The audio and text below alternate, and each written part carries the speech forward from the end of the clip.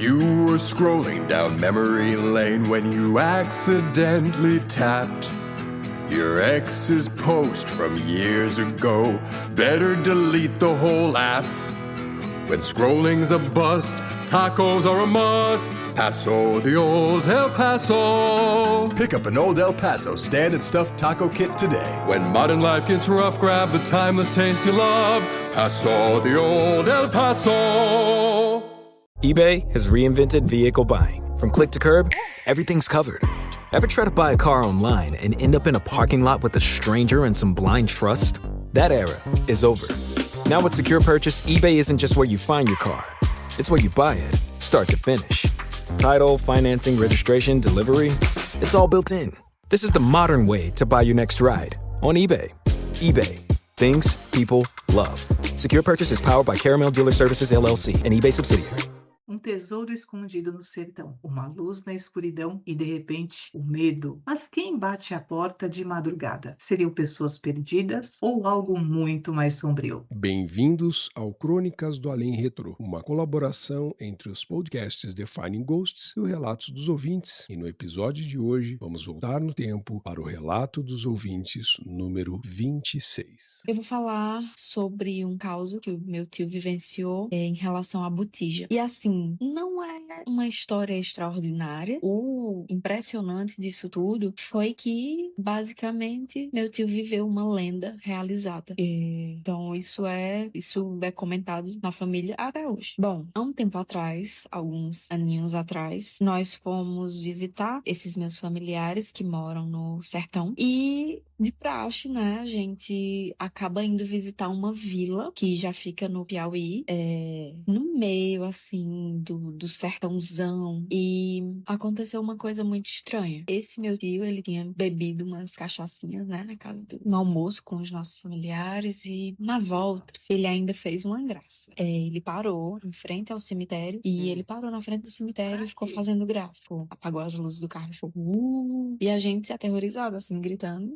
Mais por algazarra mesmo do que por medo. Mas eu fiquei com medo, porque eu olhei pros lados, assim, e poderia muito bem ter avistado uma aparição. Era assim, é o lugar perfeito pra isso. E beleza, então voltamos pra casa dele, no sítio, e aí passamos por essa estrada. Quando a gente tá no meio dessa estrada, o meu tio para o carro bruscamente. Nível, meu pai quase cai de cima da tampa que ele tava sentado, né, no carro. E ele parou, e a gente viu ele muito agitado lá dentro do carro, assim, eu vi ele se exaltando. Minha avó com um terço na mão. A gente pensou que, sei lá, ele tá bêbado, isso é coisa de bêbado, né? O meu pai desceu da caçamba e foi lá falar pra ele, né, que ele poderia dirigir o carro e tudo mais. Perguntou se ele tava bem. E meu pai ficou com uma cara, assim, muito séria. E o meu tio falou, não, eu vou dirigir o carro, eu vou chegar até minha casa. Então meu pai e o meu tio, ele fechou o retrovisor que tava do lado dele, fechou, né, colocou pra dentro e virou o rosto de lado pra não olhar pra janela do lado dele e foi dirigindo bem devagarzinho. A gente sem entender, né? Quando a gente chega na casa, então um dos meus tios pediu pra que o mais velho dos primos levasse os outros pro terraço pra brincar, tal, de bola, tudo mais. E ficaram só os adultos dentro de casa. E o meu tio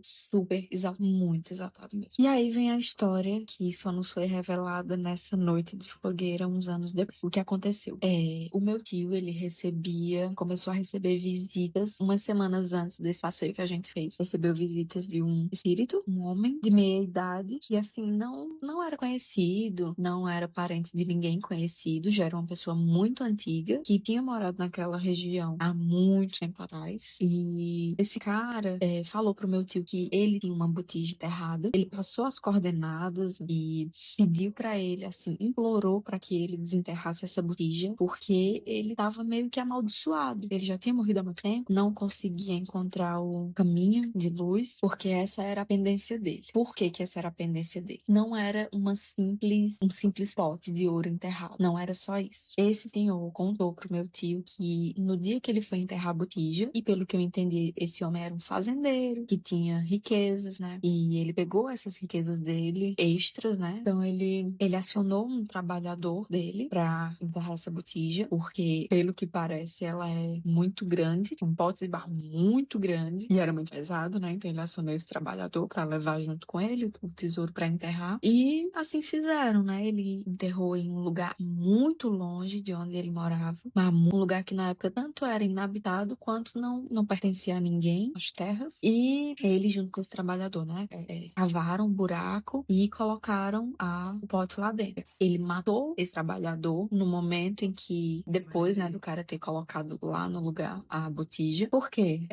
Matando o trabalhador, ele seria a única pessoa, então, que saberia da localização. Então, meio que por segurança, né? Essa coisa macabra, ele matou o trabalhador que ele relata que o corpo do trabalhador caiu por cima da botija. Então, assim, vocês imaginam, né?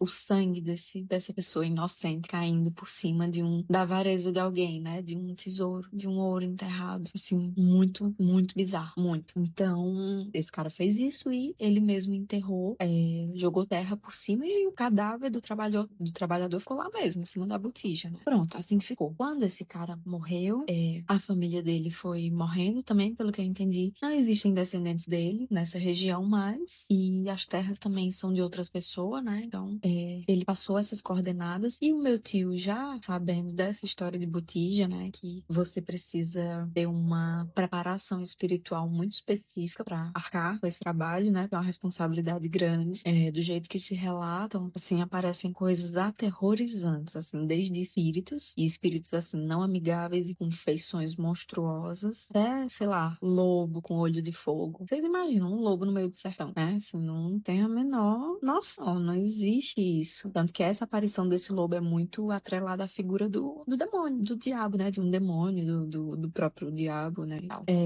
Se você não seguir as recomendações do espírito, porque o espírito falou pra ele que ele iria junto, ele tinha que ir sozinho, mas que ele e o espírito iria junto com ele, iria passar todas as coordenadas, e que se ele não seguisse essas coordenadas que ele iria passar, algo poderia acontecer com ele, né? A coisa ficou tão feia que o meu tio, ele ficou sendo atormentado por esse homem por muitos meses, e chegou a aparecer o espírito daquele trabalhador que esse homem matou pra dizer a ele que ele tinha perdoado, que ele não tinha mais dívida com ele, que ele tinha conseguido seguir o caminho da luz, e que ele também iria junto nessa empreitada pra ajudar o meu tio, né, que era o escolhido, a desenterrar esse tesouro. E por que eu contei esse recorte desse passeio pra visitar nossa família no começo? Porque quando a gente tava naquela estrada, o meu tio olhou pelo retrovisor e ele viu esse senhor que atormentava ele sentado na carroceria do lado do filho dele. O filho dele na época tinha 5 aninhos, e ele viu, e por isso ele teve aquele comportamento bizarro de parar de uma vez, de virar a cara e dirigir sem olhar pra estrada, de colocar o retrovisor pra dentro, né? E até hoje é um assunto muito delicado. A gente não comenta sobre isso, até porque ele acha que a gente não sabe. E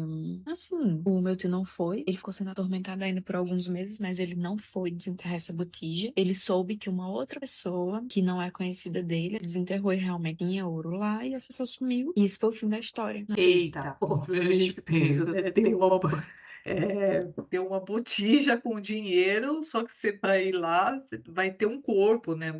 Enfim, os ossos em cima, sei lá. Eu não sei se eu teria coragem de ir lá desenterrar, mesmo sabendo que tinha dinheiro, né? É um baita pânico. Mas você vê como essas coisas acho que mexem muito com a nossa ancestralidade também, né? Toda aquela história de histórias contadas ao redor da fogueira, dos avós e tudo mais, sempre no sertão, né? Sempre no interior, sempre lugares um pouco mais remotos, né? Longe da barulheira, né? Das grandes cidades.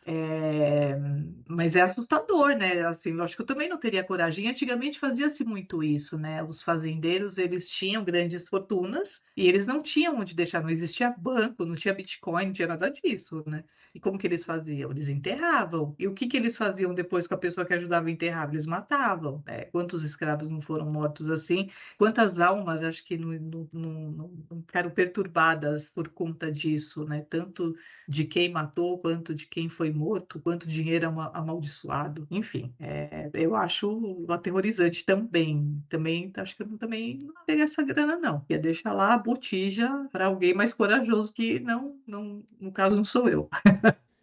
É interessante, é o tipo de lenda bastante comum na região e é a primeira vez que eu escuto uma lenda se tornando algo presenciado pela família dela e por ela. Normalmente as histórias contam isso mesmo, a avareza de um sujeito que faz com que ele queira toda a riqueza que ele acumulou só para ele, visa esconder pela avareza essa riqueza e, envolvendo outra pessoa nesse processo, acaba ceifando a vida deste para que este também não tivesse acesso à maldição sobre esse tesouro, essa riqueza, fazendo com que outras pessoas que tentem acessar esse dinheiro acabem caindo em danação por conta da mesma avareza que atingiu a figura da lenda. E se a gente for remontar a história, lendas de piratas, lendas de pessoas que guardavam os seus tesouros, escondiam os seus tesouros, lançavam maldições para que nenhum outro, ao acessar, pudesse utilizar a sua fortuna. E se formos remontar também aos faraós, que também guardavam, as pessoas que tentaram acessar esse tesouro dos faraós também morreram por conta da maldição. Fora as pessoas que não destinam as suas riquezas em vida, e aqueles parentes que depois acessam também sofrem de uma certa forma com uma maldição, pois aquele dinheiro em vida não foi deixado para aquelas pessoas.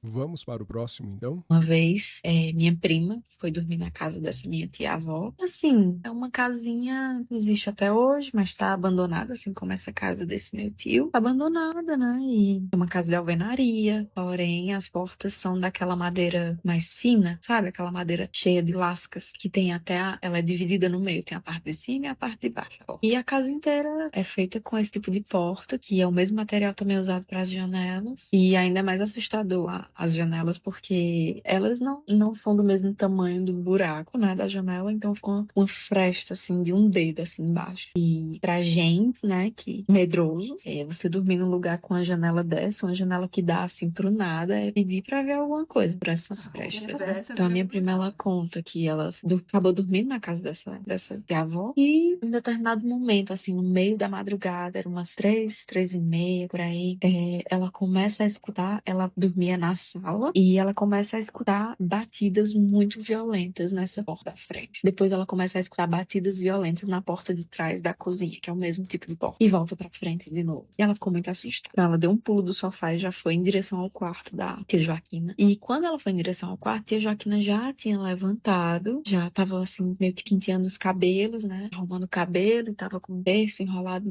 no pulso. E aí ela falou pra minha prima: não, minha filha, volte a dormir, não precisa se preocupar, porque não é nada com que você precisa se preocupar, tá bom? E aí minha prima, assim, ela foi dormir porque ela achou que fosse, sei lá, algum tio nosso que voltou de uma bebedeira e tava dando trabalho, não sei, né? Coisas assim acontecem. Então ela foi dormir. E, assim, ela lembra de estar caindo no sono e ouvir a minha avó falando assim, tipo, né? Como se estivesse falando assim, sussurrando em voz baixa, né? E depois que ela fez isso, ela fechou a porta e entrou e foi dormir, tudo certo. E aí no outro dia ela foi perguntar, né, pra essa avó o que é que tinha sido. E aí ela disse: minha filha, às vezes pessoas perdidas batem a nossa porta. Não, essa frase, para mim, ela é muito acachapante, muito bem. Apenas pessoas perdidas batendo a nossa porta. Ou seja, ela teve a sensibilidade de entender que podia ser uma alma que estava perdida procurando um consolo em alguém que fosse um pouco mais sensitivo, que tivesse um pouco mais de sensibilidade e fosse... Eu vou usar o verbo acolher, mas não é acolher no sentido de, vem cá, espírito, né? Não, mas não vou expulsar, não vou achar que é um demônio, não vou ter medo. É só uma alma perdida batendo na nossa porta. Então, vamos deixar ela bater, vamos deixar entrar, assim como pessoas desesperadas, né? Chegar alguém aqui batendo na porta, puta, antes do julgamento, né? Vem tentar entender, sei lá. Eu achei essa frase muito, muito impactante. E eu coloco essa frase também como um principal ponto, porque assim, a casa por si só, onde se localizava, já causa essa tensão. Então, o tipo de porta, o tipo de janela que não encaixa, que deixa ver o lado de fora, provavelmente o telhado era de sapê, sem forro. Então, com a luz que entra, outros sons acabam fazendo com que a sensação ainda seja potencializada de temor, desse terror, né? E quando ela fala ali da avó sussurrando, me lembrou a voz baixa de alguém que não está só conversando, mas provavelmente como se estivesse ali rezando forte, dessa vez com uma oração banindo a figura dali. E aqui tem até uma conexão com um dos relatos da semana passada, onde uma alma penada tentava pedir ajuda e o medo das pessoas impedia que ela recebesse a ajuda. Mas ninguém ajudava. O medo paralisa, né? Na verdade, o medo paralisa a pessoa e paralisa quem tá envolvido, né? Acho que é bem por aí. Mas você vê que todas as histórias, essas duas de hoje, né? Envolve a ancestralidade, né? Que a gente sempre fala aqui, eu não canso de falar, né? A coisa da avó falando, do avô, do tio, das rodas de fogueira, de tudo que é passado de uma geração para outra, né? E antes da gente começar a gravar aqui, eu estava até falando com o Luciano da minha família, né? Que a minha mãe fala que o Lampião é nosso tio-avô. E aí tem várias histórias, e assim, eu já estou com 50 anos, e a gente vai replicando para todas as crianças que vão chegando na família, a gente continua replicando a mesma história. Cada dia talvez fique um pouco mais descrente, né? Mas assim, até chegar em nós, e a gente conta hoje ainda com muita convicção, assim, nas reuniões de família a gente sempre fala disso, que o Lampião ele se transformava em pé de pimenta quando a polícia estava chegando, para fugir da polícia. Essa Super... E aí falou que para fugir, para ele se esconder, ele se transformava em pé de pimenta, ou então em toco de árvore, né? E aí eu fico imaginando, né? E assim, por isso que eu não poderia ser uma pessoa diferente da pessoa que eu sou hoje, né? Aí a gente começa a entender por que a gente é da forma que é. E é isso que eu dou importância quando eu falo de ancestralidade, de conhecer a sua história. Eu jamais poderia ser uma pessoa super normalzinha dentro de uma caixinha, crescendo numa família em que se contavam histórias de que o Lampião é meu parente e que ele se transformava num pé de pimenta ou num toco de árvore. Né? Não tem como, assim, não me peçam qualquer coisa, menos para que eu entre dentro de uma caixinha de normalidade. E eu gostaria muito que as pessoas, né, elas recorressem a esses recursos, assim, tipo, elas fossem atrás disso para entender um pouco da sua história, né, para as coisas fazerem um pouco mais de sentido para a gente. Então, quando eu vejo esses relatos, né, de pessoas que ouviram a história do avô numa fogueira, do tio, avô, de alguém muito velho, puta, eu fico maravilhada porque eu vivi isso também, né? Fala um pouco de nós, né? Para concluir, é um pouco do que a Roberta falou e vem falando sobre a ancestralidade.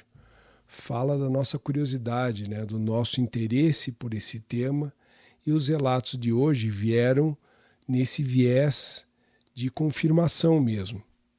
Pense, se não todo o pé dentro, mas também a questão da sabedoria e a ancestralidade em saber lidar com a situação. Comentem quais outros relatos vocês querem ouvir. Quem nos segue pelo YouTube, deixem seu like e ajudem com que o nosso conteúdo chegue a mais pessoas. Obrigado a todos. Obrigada a todos, até mais. Tchau.